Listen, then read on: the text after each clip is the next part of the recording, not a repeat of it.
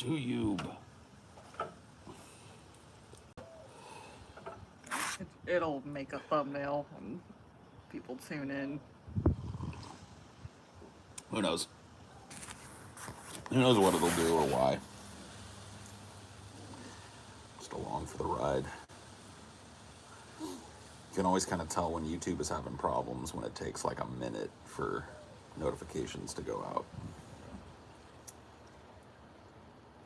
I think it's funny, the frame that it picked with your patron stream last night was Seymour popping his head out of the toilet. Oh, really? Yeah. It's perfect.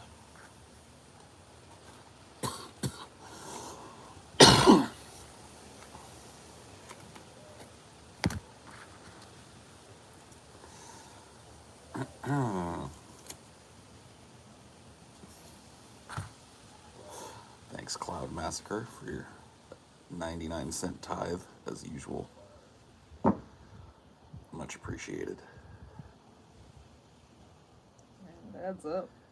Huh? It adds up. Yeah, it does. Faux show.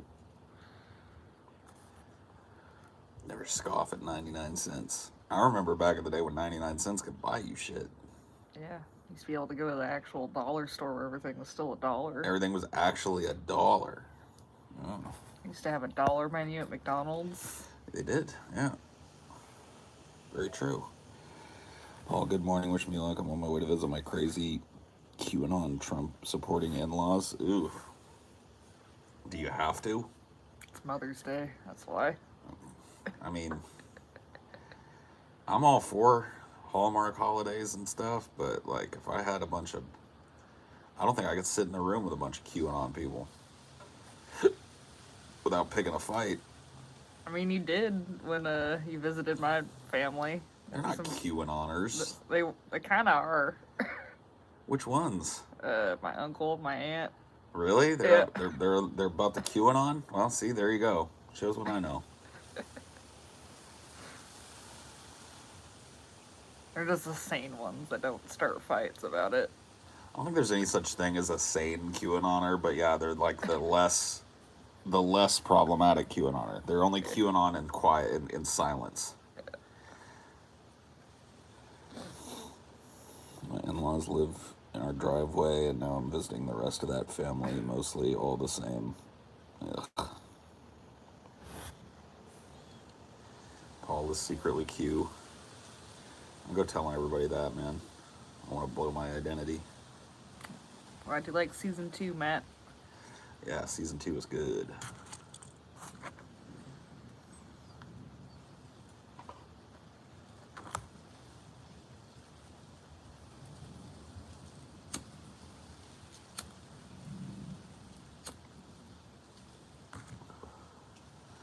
Season 2 was good.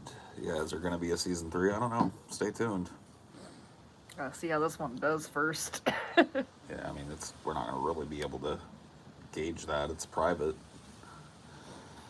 Father-in-law was just talking yesterday about possibly losing his disability because he won't get the shot. That seems like a stupid line to draw in the sand, but good on him, I guess. Your feelings on Mother's Day? I don't know. I always feel like a spoil sport or something when anybody brings up these Hallmark holidays. Like, I'm not a big fan of them, but whatever. Like, you got to tell your mom you love her more than once a year, you know. Like, you'd rather just do a thing with your mom Yeah. when you do a thing. Yeah.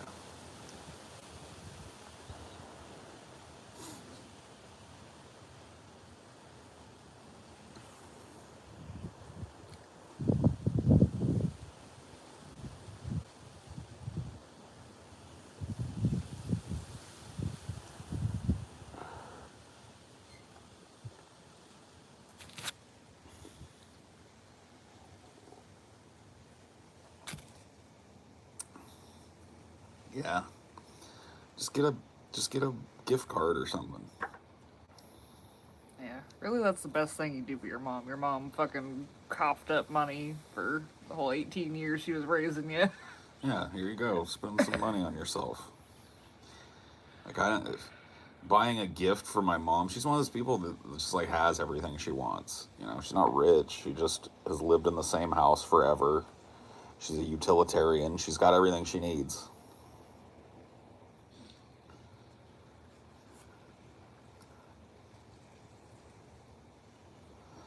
She doesn't want anything. So you got to just give her things. So when things come up, she can take the card down there and buy it with that. There you go. That's the way it has to work out. You got your mom a 1/4 ounce. Nice. Yeah, never mind. That's the better Mother's Day gift. If your mom's a smoker, yeah. My mom's unfortunately only an occasional smoker. My mom's birthday is on the 12th, so she expects extra gifts for both days, like a kid whose birthday is close to Christmas. Damn. That's pretty rough. Should convince her to take a half birthday. That's what my cousin did. Since his birthday was so close to Christmas, he would just have half birthdays in the summer. Oh. Yeah, that always sucks when somebody's born like right near Christmas.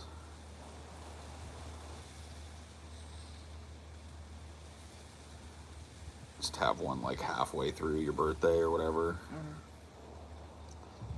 I'd take that deal. The opposite. I mean, and then yeah, and summer birthdays are dope when you're a kid. Hell yeah. All your friends can come. Yeah, you know, I got school to worry about.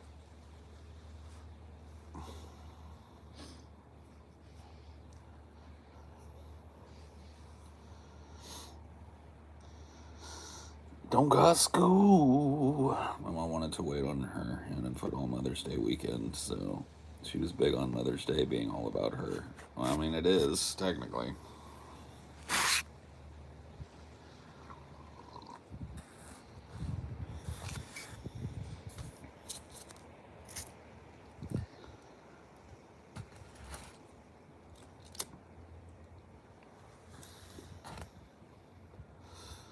You're an Aries, huh? What do you think that means?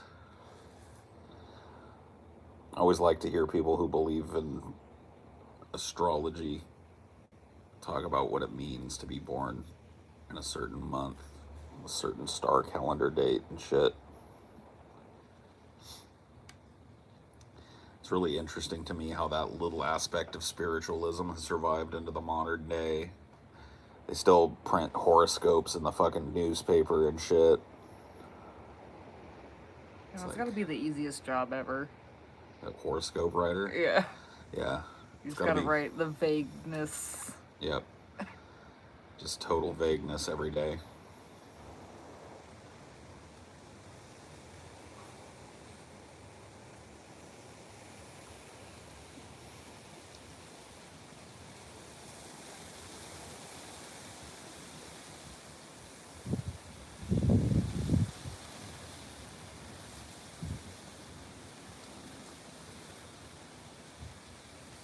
Remember, what does the Aries mean? Not what your birthday is.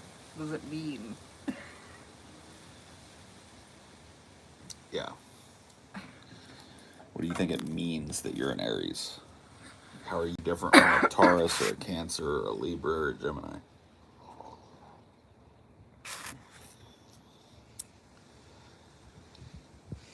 You seen the Joe Rogan clip where he says it's okay to tell fat people that they're fat? Joe is 60 pounds overweight, and fat people know they're fat. I don't think Joe is 60 pounds overweight. I don't know where you're getting that from. I mean, maybe like BMI wise with like the muscle mass he has. Like that kind of overweight. Maybe? I don't know. I really honestly don't. I don't think he's buff enough to like even do that. Yeah, I don't think so either. As far as like telling fat people that they're fat, like what social situation does that come up in? Like, is he talking about just like walking around Walmart and stopping by every fat person and going, "Excuse me, you're fat"? Like, yeah, of course, contextually, it's okay to tell somebody that's fat that they're fat. If you're a doctor, or a dietitian, or a friend giving advice or whatever the fuck, but like, was this idea that there's some kind of like social block on telling fat people that they're fat?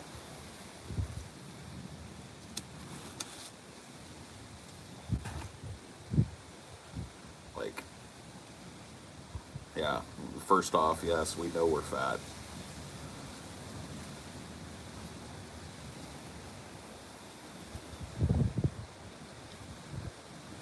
Maybe he's just talking about like these like fat activists or whatever that are like healthy at any size people. Even them, they embrace fat. Right. Like, They admit the fat.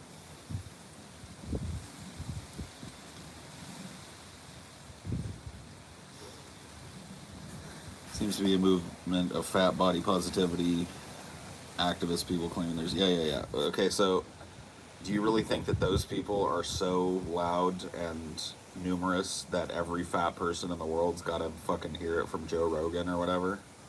This is what I'm talking about, man. Reactionaries. People will see like a small group of people espousing a stupid idea and they'll freak out like it's every fat person in the world doing it, or every woman in the world doing it, or every black person in the world espousing it. And it's like, it's typically not even worth your time to address those types of things. Like, of course, like, newsflash, people live in their own little fantasy world. People play make believe with their personal beliefs and engage in fucking fantasism when it comes to describing their lives. More at 11.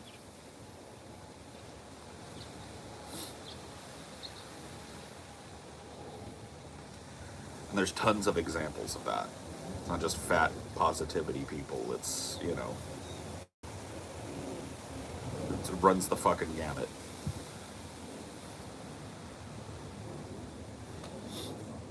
it's like I'm sure there's people out there that delude themselves into thinking like drinking's healthy for them or whatever. Oh, yeah.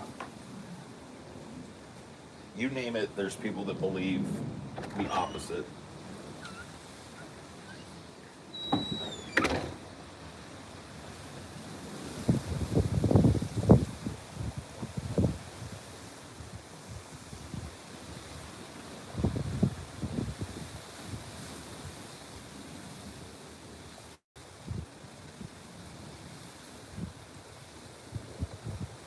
No, Wigan, it's not. It's Paul's wife.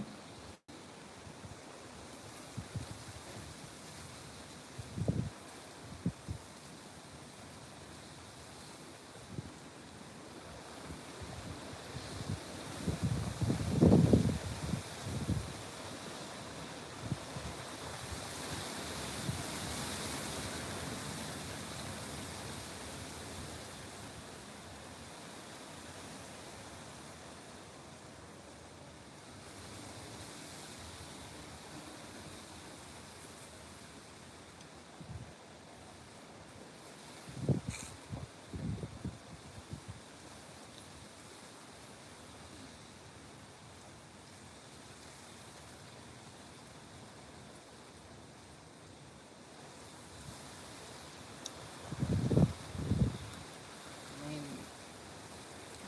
yeah, there's extreme fat activists, but ultimately it's just saying, like, you know, fat people, not all of them are lazy, some of them can exercise too. And yeah, you're a healthier person if you're like doing yoga as a fat person than a skinny person sitting on their ass all day. Not everything that's ever wrong with someone is because they're fat. There's other illnesses that happen. It's kind of what the fat activism thing is. It's like, fat isn't the end all be all. You're automatically unhealthy if you're fat.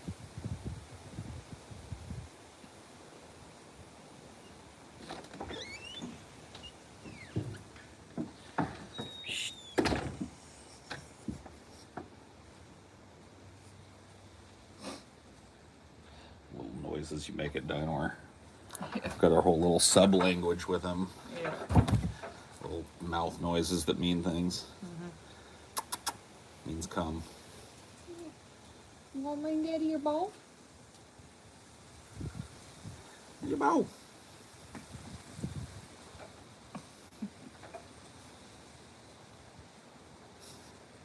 Get it? How's the back today? Fucked up. Doesn't hurt as much as it did at the beginning, but I'm still having nerve pain and shit. Still got tingly fingers on this hand, so I don't know. It's definitely better. I'm able to sleep in normal positions and stuff now, so I can only imagine that means it's on the mend. I was thinking about maybe getting a sling today, just to remind myself not to lift myself up with it. Like if I had the arm slinged here, it would remind me to like just keep this whole shit like still today. Because if the injury is between my shoulder blade and neck in that area, which is where it feels like it's at, then every time I use this arm, I'm stressing those muscles and tendons and shit. And there might be one of them in there that's just torn. So I don't know.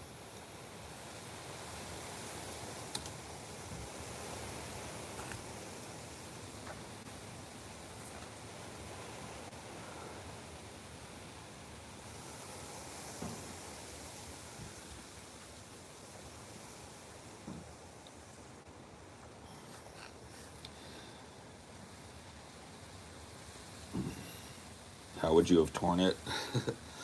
The only thing I can think of is letting myself up and down in and out of our little bathtub.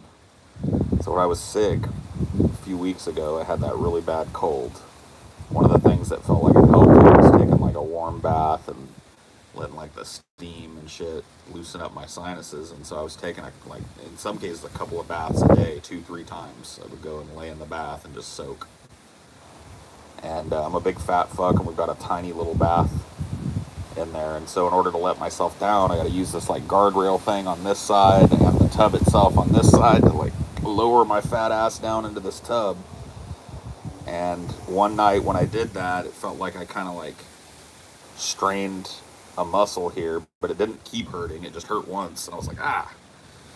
I laid down in the bath, and then when I woke up the next morning, this whole fucking area was crazy. So I probably just tore a ligament or bruised a fucking muscle, deep bruised something, or popped something out of. I don't know what it is, dude. Honestly, that's the best I can come up with as to how I injured it.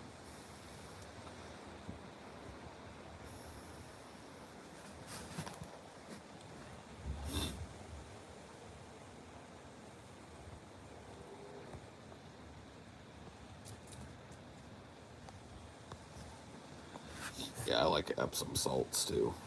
I like to sit and soak in that.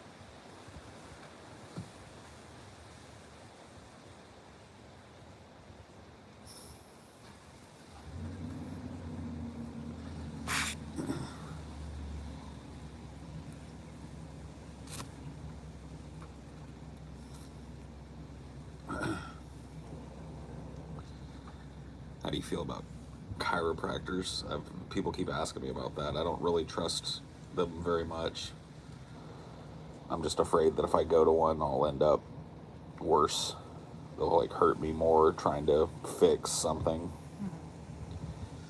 But I know that there's probably a lot of chiropractors out there who sincerely believe they're helping people and are careful. You know, they take x-rays and shit. If I was going to go to one, I'd want to go to one like that. That treated it at least more like a doctor's visit than like a weird massage visit.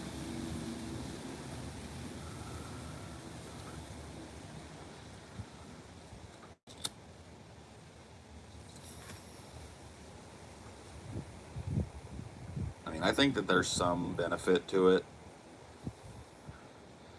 I've seen too many videos. Like there's this really compelling video of this kid that's got horrible like spinal problems. Like he's like hunched over. He's like a teenage kid, and he's got this horrible convex or not convex. That's this way. What would be this? Concave. Okay, it is convex. He's got this horrible convex curve to his spine, and he's all hunched over and off to one side. And you can see that his spine is like all kind of crooked and shit. and he comes into this chiropractor, and it's a video on YouTube. You can watch the different. It's like a 40-minute long video of this kid coming in every time.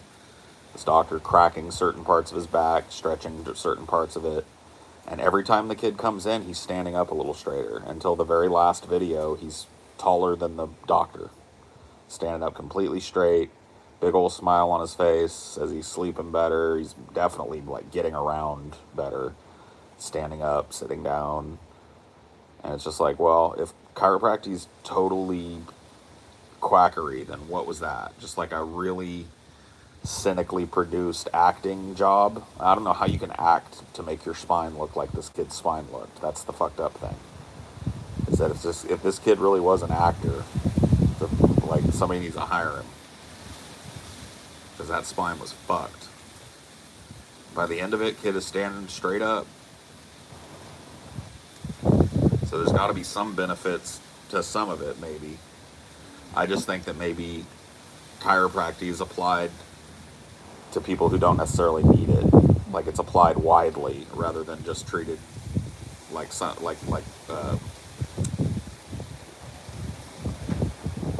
am I thinking? Physical therapy for people that have incredibly, pronounced problems like that.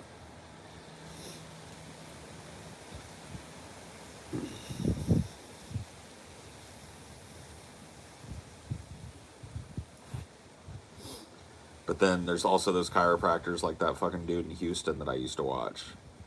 Dr. Gregory Johnson, your Houston chiropractor here. We're about to give Israel its first ring dinger. And the ring dinger is they pin you to a table on your back, pin you at the hips, and then he wraps a fucking wet towel around your head and yanks your spine. Like yanks your head, like he was trying to pull your head off your body. And it like rapidly decompresses your whole spine apparently when you do that. And it's just like, man, it's only a matter of time before he fucking like paralyzes some poor bastard that goes in there.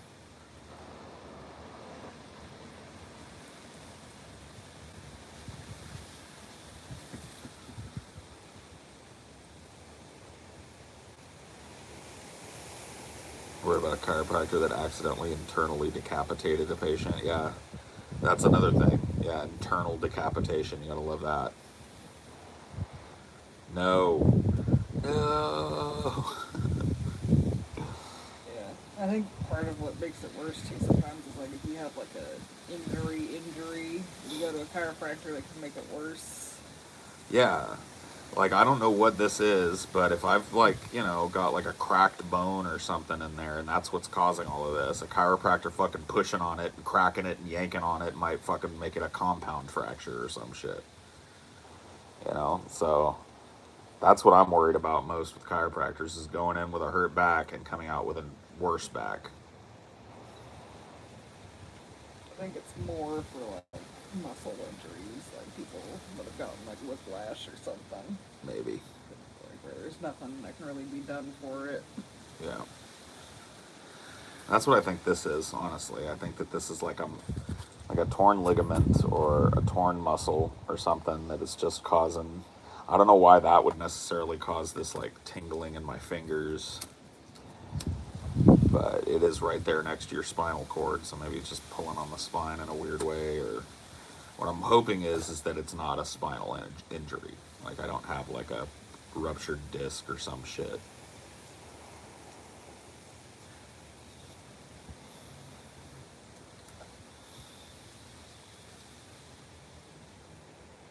It's a pinched nerve. Yeah, I don't know how to unpinch this nerve. I don't think a chiropractor would know how to either.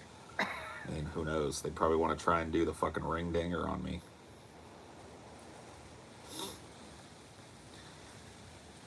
This is Dr. Gregory Johnson, your Houston chiropractor.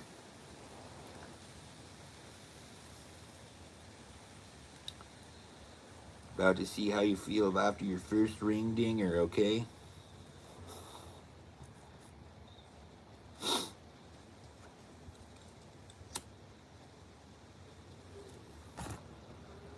I I honestly can't tell you if going to a chiropractor helped my neck or not, or if it just healed. Yeah, I mean, for all you know, it exacerbated your. Yeah. It took longer for you to heal because you went. Who knows? Yeah, I don't know. I mean, I'd consider going to one maybe, but I would definitely do my homework on them first. Try and find a reputable one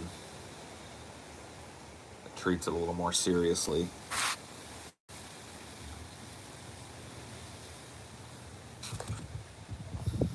He does this thing on him called. He tells him the name of all the shit that he does because he went to this major chiropractic school called the Palmer School. And one of them, I'll never forget it. It's like, all right, just relax your head now. I'm going to do the Palmer Diversified Rotary Break. And he's twisting their head. Mm-hmm. It's like, you dude, you may not want to tell them the name of the move is a break when you're telling them to relax their fucking neck and you're about to twist it. I'm going to do the Palmer Diversified Rotary Break on you here. There you go. Oh, okay, one more. Oh, yeah. Yeah, there you go.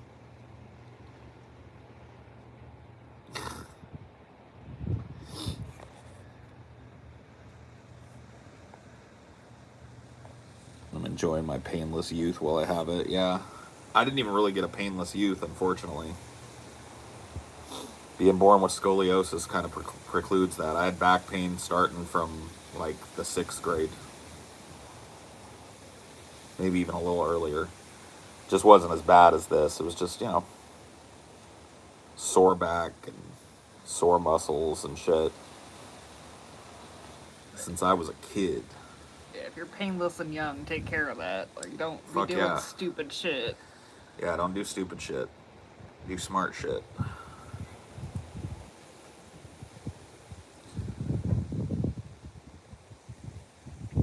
I know my back is permanently fucked up just a little bit, just from working at Amazon.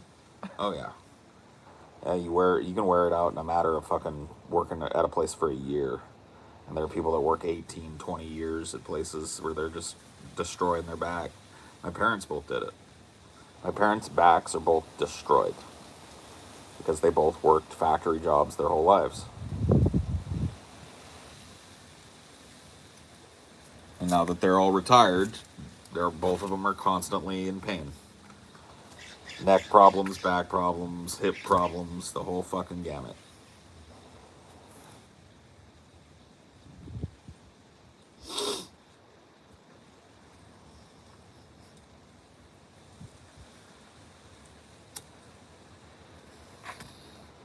It's called back-breaking labor for a reason, yeah.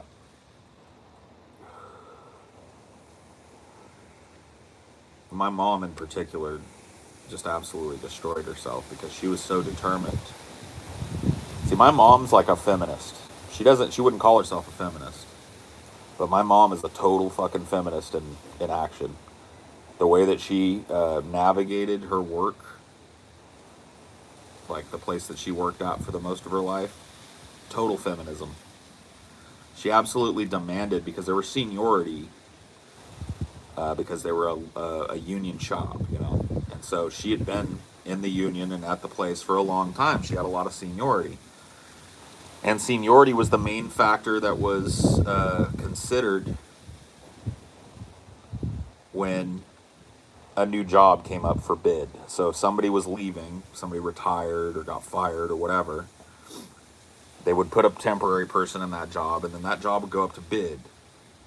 And everybody in the union could bid on that job, and based on their seniority, they would be granted that job. Well, there was this kind of like tacit dividing line between jobs when my mom was out there, where like women wouldn't put in for certain jobs. There are no women mechanics. There are no women loader drivers. None of that. Well, my mom wanted to drive loader. And so she put in for it. And she was the most senior person to put in for it. And so she was pulled aside by her boss, which shockingly and weirdly enough at that time was my dad and her ex-husband, who basically gave her the talk like, you just can't do this job. You're going to have to jump in the hopper. You're going to have to bust chunks with a sledgehammer. There's more to it than just driving the loader. You just can't do it. And she said, I can fucking do it. I will do it. And if you deny me my position, I'm going to file a grievance with the union, and you're going to give it to me anyway. So you may as well just do it. And with determination, she went out and did that job for years. A job that prior to her, and my mom's not like some big Amazonian muscle woman. She's, 5'6". So she did it. She did everything that was required of her and more in that job. And she refused to. There was also another job where there was like a tacit men only thing that she ended up working out there, the furnace operator. So once she got later in her career, she was looking for lower impact jobs out there. And one of the lowest impact jobs, I mean, one of the fattest dudes I've ever known worked it on one shift. He's a nice guy, but he was one of the fattest people I've ever personally known. You basically just sit in the control room and monitor the numbers and shit of the furnace, and you got to learn all that, all of the intricate controls of that, and all the emergency procedures. And there'd never been a woman that worked it. And when it came up, when one of the shifts came up for bid, my mom put her seniority on it, and she basically got the same shit. And she said, "Look, I can learn anything that anybody else here can learn. You're going to teach me how to do this." And she did it. She didn't like it. She ended up hating the job and leaving it not very many months afterwards because she couldn't stand just sitting there. But yeah, she was not going to take no for an answer. She also knew the strength of the union that she was a part of.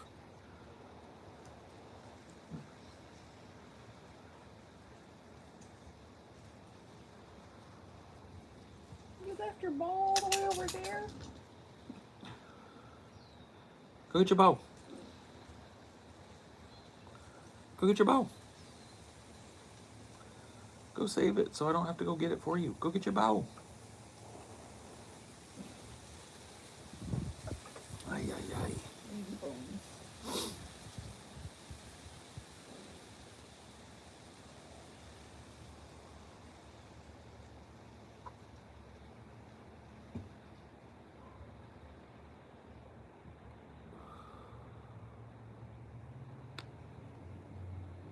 Getting like memory neck pains that we've been talking about.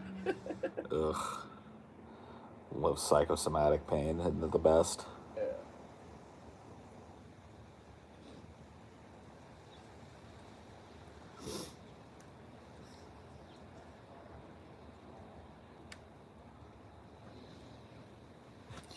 I understand why people choose jobs where they get back pain, though. I mean, a lot of people don't have the luxury of choosing what job they work. They take the best job they can get. You know, my mom didn't grow up as a little girl dreaming of being a factory worker. My dad didn't grow up as a little boy dreaming of being a factory worker. That's just what they had to do to get by. This idea that you can be like super picky and choosy with your jobs and shit, it's only true to some extent. If you're real desperate for work, you're putting in everywhere and you're taking whoever's given. And the truth of the matter is, during my parents' heyday especially, that job that they worked, as destructive as it was to their bodies, was one of the best jobs that they could get in within 100 miles. A unionized shop. They were paid better than most people were paid. They had better health insurance, better leave policies than everybody in the world. Maybe not everybody in the world, but everybody within that aforementioned 100 miles. And the next best job was a union job. That's just the way it was. Now that shop is still unionized, but the union has been neutered to the point of absurdity. The plant has been sold 3 times that I'm aware of to foreign companies. And the back of the union has been broken. And people there that used to, buy big houses and drive new cars and stuff because they made enough money to do that in addition to raising their kids, now people that work there live in apartments. They rent. So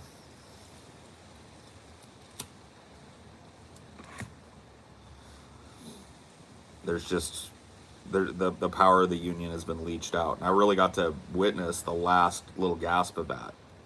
My early childhood into my teens, My parents were the beneficiaries of a union job. If they were not unionized, I wouldn't have had half the shit I had growing up. I wouldn't have taken half the trips I took growing up, you know? I wouldn't have gotten half the opportunities I got growing up.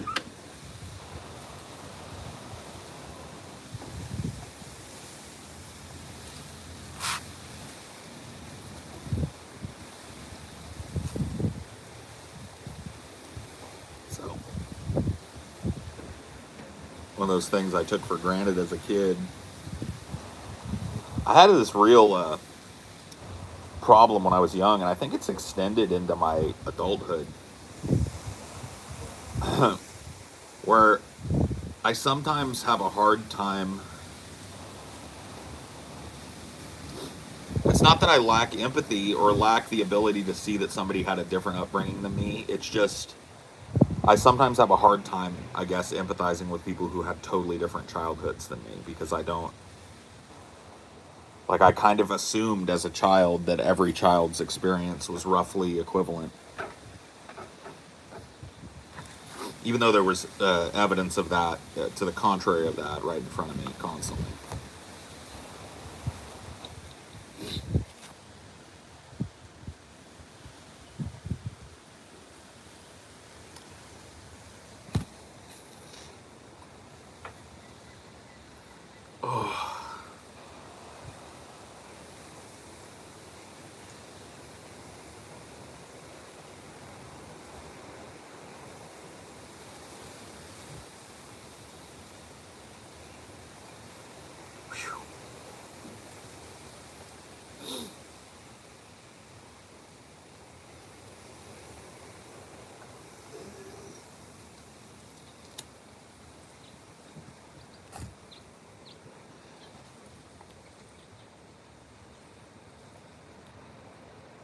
Kind of poking and prodding my coworkers to see how they feel about unions. We work on offshore wind turbines in New England. Got to be careful about it. Yeah, you definitely got to be careful.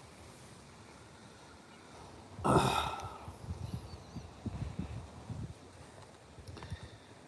I worked at McDonald's, they hated me for bringing up unions all the time. Yeah, I mean, some places will just outright find a reason to fire you. Ugh. All right, well, I can't sit in this chair any longer, so I'll have to end this. It was a little short one, but fun. Thanks for watching. I'll see you guys next time. Bye.